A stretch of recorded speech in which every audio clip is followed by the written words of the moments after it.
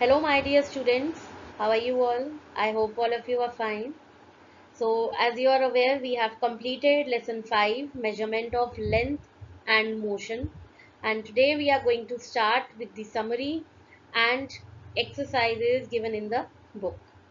So, let's start it. So, first is the summary key points.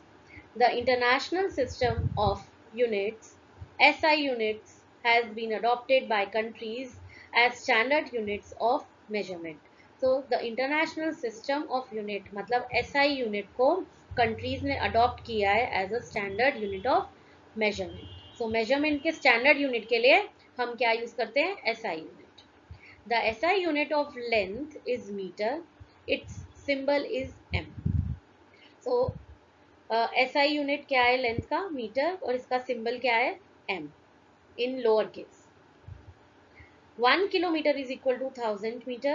1 meter is equal to 100 centimeter.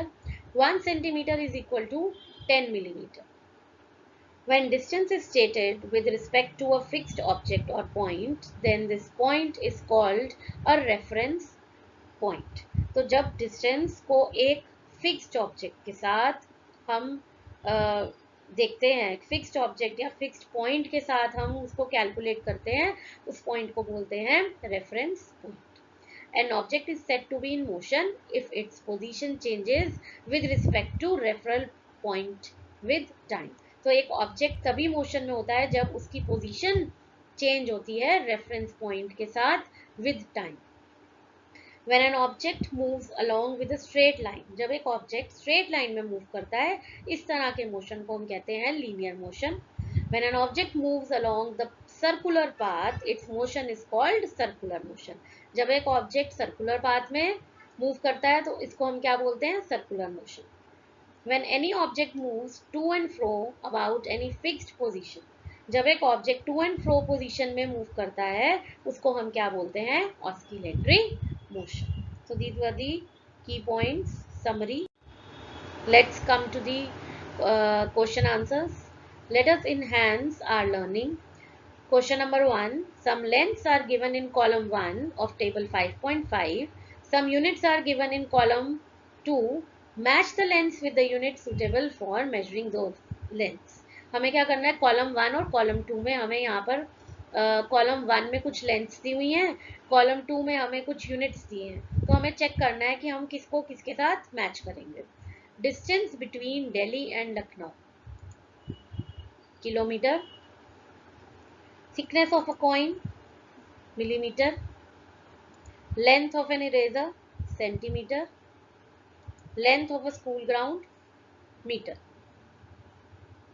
Question number 2. Read the following statements and mark true or false against each. The motion of a car moving on a straight road is example of linear motion. तो अगर एक car move कर रही है straight road पर तो क्या वो लीनियर मोशन का एग्जाम्पल है? True. Any object which is changing its position with respect to reference point with time is said to be in motion. क्या एक ऑब्जेक्ट जो अपनी पोजीशन जो है वो रेफरेंस पॉइंट के साथ टाइम के साथ चेंज कर रहा है उसको हम क्या बोलेंगे? क्या वो मोशन में है? True. 1 kilometre is 100 centimetre. No, this is false. Question number 3. Which of the following is not a standard unit of measuring length. कौन सा स्टैंडर्ड यूनिट नहीं है? मिलीमीटर, सेंटीमीटर, किलोमीटर और handspan. So correct answer is handspan. Search for the different scales or measuring tapes at your home and school. Find out the smallest value that can be measured using each of these scales. Record your observation in a tabular form. तो आपने क्या करना है? आपने scale या measuring tape अपने घर पे या स्कूल में देखनी है और आपने उनकी स्मॉलेस्ट वैल्यू को मेजर करके एक टैबुलर फॉर्म में रिकॉर्ड करना है. यहाँ मैंने आपके लिए क्वेश्चन किया है. See the observation. स्केल और मेजरिंग टेप यहाँ पर जो है वो आपने देखना है और स्मॉलेस्ट वैल्यू क्या है इसकी. सपोज फर्स्ट मैंने लिया होम मेजरिंग टेप, उसकी smallest value 1 millimetre. School ruler 1 millimetre है smallest value.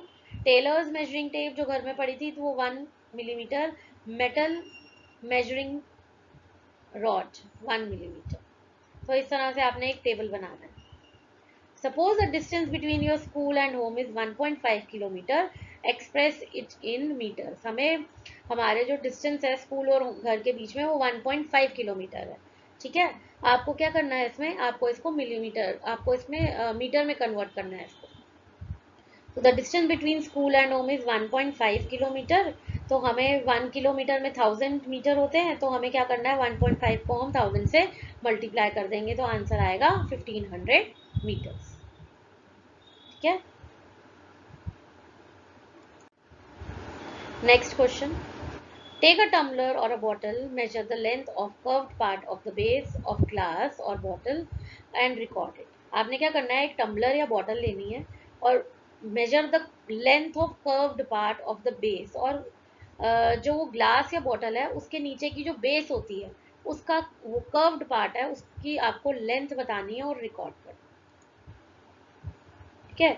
So measuring curved part of tumbler or bottle, measure the length of the curved part of using a flexible measuring tape or record the value in centimeter or millimeter as per the tape. या तो आप measuring tape से कर सकते हो तो करो, नहीं तो आप thread से कर सकते हो.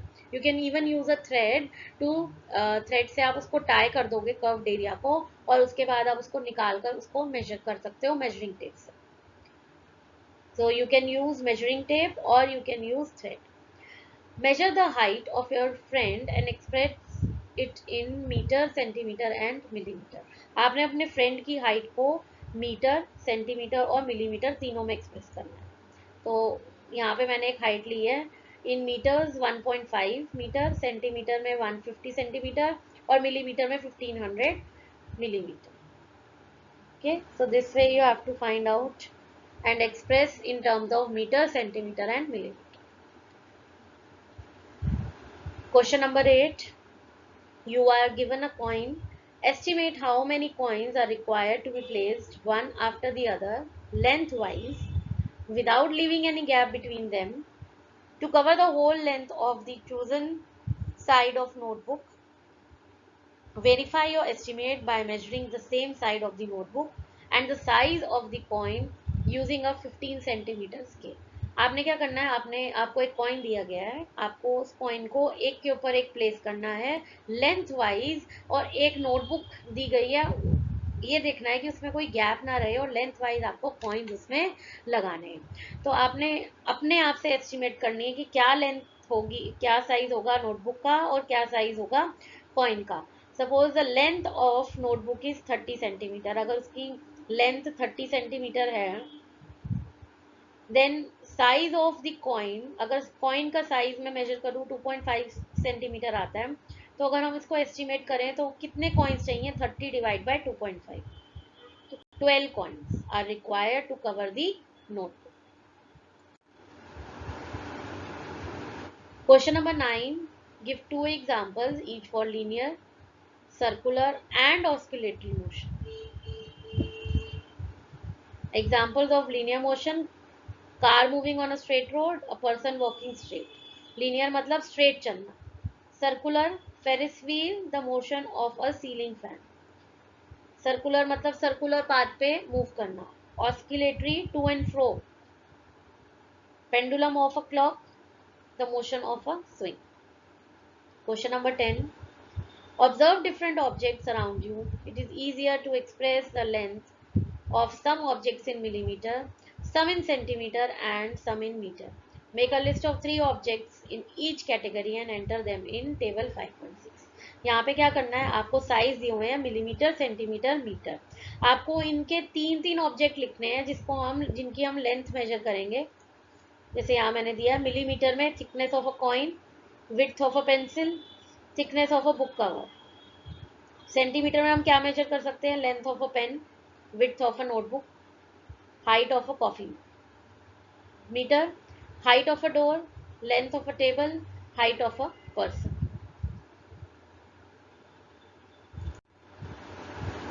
A roller coaster track is made in the shape shown in figure 5.19. ये एक रोलर कोस्टर ट्रैक है जो इस शेप में बना हुआ है. A ball starts from point A. एक बॉल है जो वो point A से जाती है and escapes through point F, और point F से निकल जाती है. Identify the types of motion of the ball on the roller coaster and corresponding portion of the track. आपको आइडेंटिफाई करना है टाइप ऑफ मोशन. ठीक है, कैसे करेंगे? Now in this image linear motion portion कौन सा है? ए और बी. लीनियर क्यों है? क्योंकि ये स्ट्रेट जा रही है बॉल. उसके बाद ई से एफ तक फिर स्ट्रेट जा रही है, तो दोनों ये लीनियर है क्योंकि स्ट्रेट लाइन में जा रही है. Curved motion portion B to C. देखो बी से सी तक बॉल जो है वो कर्व्ड पाथ पे जा रही है. फिर सी टू ई भी कर्व्ड है, बॉल सर्कुलर लूप में है यहाँ पर. ठीक है, तो इसमें हमें क्या क्या दिखा? लीनियर मोशन और सर्कुलर मोशन. क्या क्या है, कैसे? ए और B linear motion, B to C circular, then C to E जब डी और ई बीच में है वो क्या है? सर्कुलर. और फिर ई टू एफ है लीनियर. ठीक है. Tasneem wants to make a meter scale by herself. She considers the following material for it: plywood, paper, cloth, stretchable rubber, and steel. Which of these she should not use and why? Tasneem जो एक metre scale बनाना चाहती है अपने आप से, उसने कुछ material consider करें इसके लिए: plywood, paper cloth, stretchable rubber and steel. किन किन चीज़ों को उसको नहीं यूज करना चाहिए ये बताना है. Tasneem should not use stretchable rubber to make metre scale. Metre scale के लिए स्ट्रेचेबल रबर कभी यूज नहीं करना चाहिए. क्यों? क्योंकि ये मेजरिंग के लिए नहीं है suitable. Because it can stretch and D Pharm easily. क्योंकि इजीली स्ट्रेच हो जाएगा और फिर उसकी स्ट्रेचिंग की वजह से जो है करेक्ट मेजरमेंट नहीं आएगी. It will lead to inaccurate measurement. इसलिए स्ट्रेचेबल रबर यूज नहीं करना चाहिए. A meter scale needs to be rigid and non-stretchable to ensure that the measurement are consistent and reliable. एक मीटर स्केल जब बनाना होता है तो उसकी जो उसको नॉन स्ट्रेचेबल होना पड़ता है. मतलब हम उसको स्ट्रेच कर देंगे तो उसकी जो मार्किंग है, जो मेजरमेंट है वो खराब हो जाएगी. तो इसलिए वो नॉन स्ट्रेचेबल होना चाहिए ताकि उसकी मेजरमेंट्स जो है वो रिलायबल और कंसिस्टेंट हो, करेक्ट हो. ठीक है. Next last question. Question number 13. Think, design and develop a card game on conversion of units of length to play with your friend. तो ये बहुत ही ईजी है. आपको क्या करना है? कार्ड गेम खेलनी है. आपने यूनिट ऑफ लेंथ के ऊपर अपने कार्ड्स बनाने हैं और अपने फ्रेंड्स के साथ उसको खेलना है. So this I think you can do yourself. So with this we have come to the end of the exercises. I hope you have understood all the answers as well as the summary.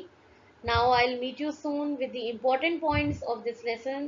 So up till then, take good care of yourself. Goodbye.